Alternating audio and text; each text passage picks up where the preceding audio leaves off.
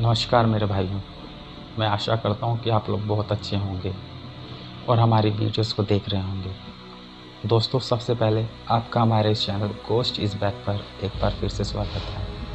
इस चैनल पर दोस्तों आपको ढेर सारी कहानियाँ सुनने को मिलेंगी और आज जो कहानी मैं आप लोग के लिए लेकर आया हूँ वो कहानी काफ़ी रोमांचक और मज़ेदार होने वाली है, जिसका नाम है पीपल के पेड़ का भूत। तो बने रहे हमारी इस वीडियो में और मज़े ले इस कहानी का, जो कि थोड़ी सी तो डरावनी है ही। लेकिन दोस्तों, अगर आपको भी कहानियाँ सुनना अच्छा लगता है और आप चाहते हो कि मेरा भी चैनल थोड़ा सा ग्रो हो, तो प्लीज़ गाइज़ मेरी हेल्प करें और मेरे चैनल को सब्सक्राइब करें, जिससे मुझे थोड़ा और मेहनत करने का हौसला मिलेगा और मैं आप लोगों के लिए और थोड़ी अच्छी वीडियो बना सकूँगा। और साथ ही दोस्तों बेल आइकन को भी दबा दें ताकि हमारी आने वाली वीडियो का नोटिफिकेशन आप तक पहुँच जाए। तो दोस्तों, कहानी शुरू करते हैं बिना बकवास किए। मेरे गांव में एक किलोमीटर दूरी पर एक बहुत ही बड़ा पेड़ है। पीपल का पेड़ है जो बहुत बड़ा है, वह काफ़ी बड़ा है, जिसकी शाखाएं लंबी लंबी आएंगी और वो नीचे से ऊपर की ओर ना मोर के आकार का है। वह पेड़ देखने में इतना भयानक लगता है कि उस दिन की घटना याद करके मेरे रोंगटे खड़े हो जाते हैं। उस पेड़ की शाखाएं कम से कम आधे बीघे में फैली हुई है। शायद तुम लोग मानो या ना मानो, लेकिन मैं ज़रूर मानता हूँ कि भूत चुड़ैल और आत्माएं होती हैं। वह हर गली चौराहे पे आपको दिखी जाएंगी, चाहे वो अच्छी हो या बुरी, लेकिन दिखती ज़रूर है। और वो तब तक नहीं दिखती जब तक वो हमें दिखना नहीं चाहती। यह आत्माएं दिखती हैं जब किसी की राशि उस आत्मा से मिल जाए। मैं तुम्हें एक ऐसी हकीकत कहानी बताने जा रहा हूँ जिसको मैं याद करते ही मेरे रोंगटे खड़े हो जाते हैं। अब मैं आपको उस घटना के बारे में बताता हूँ कि मैं और मेरे दोस्त उस पीपल के पेड़ पर खेलने जाया करते थे। उस पेड़ की शाखाओं पर हम झूला करते थे। उस पेड़ की छाया इतनी घनी थी कि सारे पक्षी उस पेड़ पर बैठा करते थे और हम लोग गर्मियों में उस पर जाकर झूला झूलते थे। बड़ा मज़ा आता था। वैसे उस पेड़ के बारे में लोग कहा करते हैं कि उस पेड़ पर भूत रहते हैं, पर हम बच्चे कहाँ मानते हैं किसी की। बस रोज़ दोपहर में खेलने जाया करते थे। एक बार दोपहर का समय था। हम तीन दोस्त मैं और मेरे दोस्त उस दिन जल्दी चले गए। 12 बजे का समय था। हम लोग वहाँ पहुँच गए और हम लोगों ने प्लान बनाया कि हम लोग ऊंचाई पर जाके छिप जाएंगे और जो बाकी के जो लोग आएंगे, हम उन लोगों को भूत बनकर डराएंगे। और हमने अपने अपने पैंट में कुछ पत्थर भी रख लिए। दोस्तों, एक बात और बता दूं कि उस पेड़ से 2 खेत दूर एक कुआं भी था, जिस पर कोई रास्ता नहीं था। बस एक रस्सी थी और बाल्टी के सिवा हम लोग वहाँ पर लटकी थी। जो जब हम लोग खेल कर थक जाते थे तब हम लोग वहाँ पानी पीने जाया करते थे। 1 बजे का टाइम था जब हम लोग इंतज़ार कर रहे थे कि वो लोग आएंगे और हम में से एक ने कहा कि चलो पहले पानी पी कर आते हैं। तो मैंने उनसे कहा कि मुझे प्यास नहीं लगी है, तुम लोग चले जाओ। और दो दोस्त नीचे उतरकर पानी पीने चल गए। दोपहर का समय था, सूर्य अपनी फुल ताकत पर था। ज़ोर ज़ोर से लू चल रही थी और हवा के गोल गोल झुंड बनकर धूल उड़ाते हुए आ रहे थे। आप लोग जानते ही होंगे इन हवा को गोल गोल से, जो जिसे भवंडर कहते हैं। एक ऐसा ही हवा का गोला मैंने अपनी पीपल की ओर आते हुए देखा।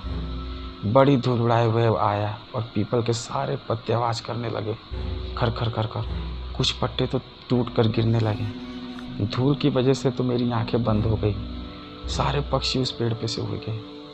एकदम जब मैंने आंखें खोली तो क्या देखा कि एक काली सी शक्ल का बड़े बालों वाला इतना डरावना इंसान मेरे सामने वाली डाली पर बैठा है। एकदम से मेरे डर के मारे मेरे हाथ छूट गए और मैं नीचे जा गिरा। नीचे गिरते गिरते मैं बेहोश हो गया था।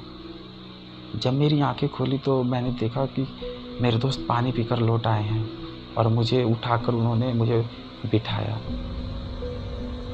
पीपल के पत्ते काफ़ी इकट्ठे हुए थे, इसलिए मेरे ज़्यादा नहीं लगी। बस मेरे पैर में से थोड़ा सा खून निकल आया था। जब मेरे दोस्तों ने पूछा कि क्या हुआ, तो मैंने उन्हें बताया कि अभी इस पेड़ पे मैंने भूत देखा। सारे दोस्त समझ रहे थे कि अजय हमें डराने की कोशिश कर रहा है। उन्होंने कहा, लगता है तुझे प्यास लगी है और तू ऊपर से नीचे गिर गया। उन्होंने कहा, तू जा पानी पी कर आ। तब तक हम यहीं बैठे हैं। उनकी जिद की वजह से मुझे पानी पीने जाना ही पड़ा। वैसे भी मैं डरा ही हुआ था और मेरे हाथ पैर काँप रहे थे। मन ही मन मैं सोच रहा था कि बस आज मैं यहाँ से निकल जाऊँ, कल से मैं यहाँ आऊँगा ही नहीं। मैंने बाल्टी उठाई और कुएं में डाल दी। जैसे ही कुएं में बाल्टी पहुँची, एकदम से आवाज़ आई और आवाज़ ऐसी लग रही थी कि जैसे कोई पानी में बार बार कूद रहा हो। और मैं डर गया, जबकि रस्सी मैंने आराम से पकड़ रखी थी। तो ये आवाज़ कैसे? मैंने कुएं में झाँक कर देखा तो कुएं का पानी मुझे वही चेहरा नज़र आया। एकदम से मैं पीछे हट गया। मुझसे कोई पीछे टकराया कि मेरे तो होश ही उड़ गए। मैं डर के मारे मेरे हाथ से वो रस्सी नीचे जा गिरी। मैंने जैसे ही पीछे देखा, वही भयानक शक्ल वाला आदमी खड़ा था। मेरी तो आवाज़ ही बंद हो गई। उसके बड़े बड़े दांत, लंबे लंबे बाल, ऐसे जैसे कि साले ने कभी ज़िंदगी में मंजन ही नहीं किया था। उसकी खाल जली हुई सी थी, जैसे कोई जला हुआ इंसान। इतना डरावना लग रहा था कि मैं तो बस, मेरी आंखें खुली थी बस, और लेकिन शरीर में कोई जान नहीं था। मैं फिर से बेहोश होकर वहीं गिर गया। मेरे दोस्त सोच रहे थे कि ये अब तक क्यों नहीं आया। 5-10 मिनट के बाद मेरी जब आंखें खुली तो मैंने देखा कि मैं पीपल के पेड़ के नीचे ही पड़ा हूँ। तो मैं और डर गया कि मैं यहाँ कैसे आ गया। लेकिन मेरे दोस्तों ने मुझे उठाकर वहाँ पर ले गए थे। जैसे ही मैं खड़ा हुआ देखा तो मेरे दोस्त खड़े हुए थे और कह रहे थे कि लगता है तेरी तबीयत ठीक नहीं है, तुझे पहले बताना चाहिए था ना, हम पानी लेकर आ जाते तेरे लिए। तू कुएं में अगर गिर जाता तो हमारे घर वाले तो हमारी भी जान ले लेते। मैंने उन्हें बताया कि मेरी तबीयत ख़राब नहीं है, मैंने सचमुच भूत देखा है यार। उन लोगों को विश्वास नहीं हो रहा था कि अजय को भी कभी भूत के बारे में बोलेगा। तो वो कहता था कि भूत नहीं होता है, मगर इसे आज क्या हो गया जो हर बात पे भूत भूत लगाया हुआ है। भाइयों, अब तक 2 बज चुके थे। हमारे दोस्तों का आने का समय हो चुका था। मेरे दोस्तों ने कहा, चलो अब ऊपर चढ़ो और उन लोगों को डराते हैं। मुझे तो डर लग रहा था, पर मैं दोस्तों के साथ ज़्यादा ऊपर नहीं, बस थोड़ी सी ऊंचाई पे जाकर बैठ गया। वो लोग आए तो हमने पत्थर फेंकने चालू किए। तब तक हुआ क्या, ज़ोर ज़ोर से एक भवंडर आया और सारे पीपल को उसने झकझोर करके रख दिया। लोगों को लगा कि जैसे कोई झकझोर की उखाड़ने की कोशिश कर रहा, और मेरे दोस्त समझ गए कि भूत है। और तो वो सारे लोग भाग भी गए डर के।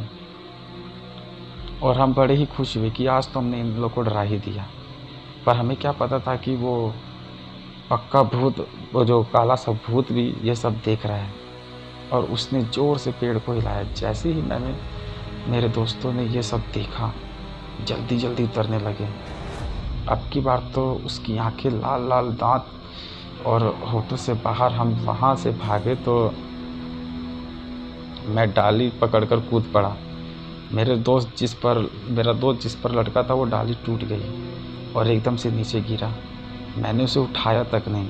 मैं वहाँ से भागा और मेरे दोस्त भी पीछे पीछे। बस फिर तो हम लोगों ने मुड़कर देखा ही नहीं। घर जाके ही हमने दम लिया। हमने देखा कि हमारा दोस्त नीरज दिख ही नहीं रहा है। तो हमने उसे इधर उधर लेट आते हुए देखा और वो आराम आराम से आ रहा था। उसकी आंखें लाल, हाव भाव बदले हुए थे। हमने उससे पूछा कि नीरज क्या हुआ, तो उसने कुछ नहीं कहा। बस हमारी तरफ ऐसी ही नज़र से देख कर चला गया और जाकर सीधे सीधे अपने बेड पर जाकर लेट गया। उसके हाव भाव बदले से नज़र आ रहे थे। उसकी आवाज़ भी काफ़ी भारी हो गई थी। जब घर के सब लोगों ने उसे देखा और कहा कि तुम कहाँ गए थे, तुम लोग, मेरे दोस्त सुरेश ने सारी बता दी। मेरे दोस्त ने जब सारी बात बता दी तो हमारे चाचा जी ने कहा कि भाई मैंने तो मना किया था तुम लोगों को वहाँ पर जाने के लिए, तुम लोग वहाँ क्यों गए? तुम लोग नहीं मानते हो ना। अब देखो इसका क्या हाल हो रहा है। अब जाओ, जाकर भगत जी को बुला कर लाओ। हमारे गांव में एक बाबा सिया राम जो है, जो हनुमान के मंदिर में ही रहते हैं और पूजा करते हैं। वे तंत्र मंत्र इन चीज़ों में माहिर हैं, इसलिए उन्हें लोग भगत जी के नाम से बुलाते हैं। तब जाकर मैं मंदिर से भगत जी को बुलाने गया। भगत जी ने मुझसे कहा कि पहले कुल्ला कर लेता हूँ और जाकर तुम हनुमान मंदिर से भभूति यानी कि राख लेकर आओ। तब मैंने राख ले ली। तब तक भगत जी ने कुल्ला कर अपना कमंडल उठाया और मेरे साथ चल दिए। जब भगत जी वहाँ पहुँचे और पहुँचते ही उन्होंने देखा उसे, वो सारी बात समझ गए और कहा, भाई तुम यहाँ क्या लेने आए हो? वो चुप रहा, कुछ बोला नहीं। तब भगत जी समझ गए कि तू ऐसे नहीं बताएगा। तब भगत जी ने धरती के पैर छूकर उस पर बैठ गए। मुझसे राख मांगी, मैंने उनको राख दे दी। तब उन्होंने कुछ मंत्र बोला और उस राख को उसके ऊपर फेंक दिया। कुछ कमंडल से जल के छींटे मारे। तब उसका कान पकड़कर बोला, तूने इस लड़के को क्यों पकड़ा है और कौन है तू और कहाँ से आया है भाई? तब उसने बताया कि मैं पास के पीपल के पेड़ पर रहने वाला भूत हूँ। ये लोग मुझे दोपहर में सोने नहीं देते थे, इसलिए मैंने इनको डराया और इसको पकड़ लिया। भगत जी बोले, तू पीपल छोड़कर कहीं और दूर चला जा, और पीपल बच्चों के खेलने के लिए ही है, पर मैं कहाँ जाऊँगा? तब भगत जी ने कहा कि तू ऐसे ही चला जाएगा या फिर मैं निकालूँ अपना ब्रज। और भगत जी के आंखें लाल हो गई। तब भूत ने कहा, आप मेरा कान छोड़ोगे तभी तो मैं जाऊँगा। देख कितना अच्छा बच्चा है, इतनी जल्दी समझ गया। एकदम नीरज हिला और वह नॉर्मल हो जैसे कि अभी सोकर उठा हो। तब भगत जी ने कहा, जाओ, अब पीपल वाला भूत भाग चुका है, अब तुम कभी भी जाकर उस पेड़ पर खेल सकते हो। हाँ दोस्तों, एक बात मैं बताना आपको भूल गया। जब भगत जी की आंखों में चमक आई थी और वह कह रहे थे कि मैं अभी तेरे को ब्रश से मारूं, तो उनके अंदर वो हनुमान जी थे। तो प्रेम से बोलिए, संकट मोचन हनुमान जी की जय। तब से हम लोग भूतों पर विश्वास करने लगे हैं और उनसे अब डर भी नहीं लगता। जब भी डर लगता है तो बस जय बजरंग बली बोलकर चल देते हैं। तो गाइस, कैसी लगी कहानी आप लोग को प्लीज़ कमेंट कर बताएं। और कहानी सुनने के लिए गाइस थैंक यू।